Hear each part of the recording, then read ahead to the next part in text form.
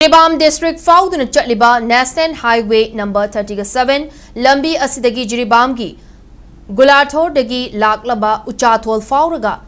जायरोल पोकपी ताबा लंबी असि सेंबीननबा लेंगाक्ता तक्सिलबसु थबक अमता पाइखलक्तबना अगस्त की तांग कुनगे निपान की अहिंग नोंगयाइदगी पुंग निफु निपान की ओइना लंबी असि थिंगजिलगनी हाइरी हिरम असिगी मतांगदा ngasi उचाथोल पायोनियर क्लबता मैरापाइबी SHG क्लब अमदी मियाम की ओइबा मिफम अमा पांगथोखरे मिफम अदुगी मतुंग उचाथोल पायोनियर क्लब की प्रेसिडेंट एम प्रेमचंद्रना फोंगदोकरकपदा मणिपुर लेंगा की PWG अमदी मरी लेनबा अथॉरिटी दा लंबी असि सेमजिनबिननबा मेमोरेंडम पिसिंदुना अगस्त 15 फाउबा मतम थाकी मदुगी मतुंग अगस्त 13 उचाथोल दा मियामना वाकत मिफम फमदुना खोंजंग जंक्शन की अदुबा लेंगा की माइकेदगी चुनाबा पाउकुम अमता फंगदबना ngasi पांगथोकिबा मिफमना लंबी असि थिंगनबगी वारेप लौरे अगस्त 19 की अहिंग नोंगयाइदगी अगस्त 19 की अहिंग नोंगयाइ फाउबा पुंग निफुनिपान की लंबी असि थिंगजिलगनी अदुम ओइनमक लंबी थिंगबा असिदा अना अयेक मई इसिंग देव कर्मनगा मरी लेनबा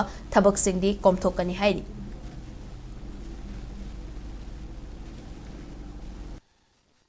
हारिबा लंबी से अदुगी मतिक फत्रे दुआ सेंबा याबगी मतम दु अदुगी मते हेलबनी दु असुबा लंबी से सेंबियो हाइबगी दमकता हारिबा उचाथोल पायोनियर क्लब सेलेगु अमदी मैरापाइबी सिंह पुल्लगा सुबा लंबी से सेंबियो हाइबगी मेमोरेंडम सिंह से सिंदुना अखोई डिमांड क्या तौखरे बु मसी मरी लेनबा अथॉरिटी ना रेस्पॉन्स अमता पिरक्तबदगी हजिक लागिबा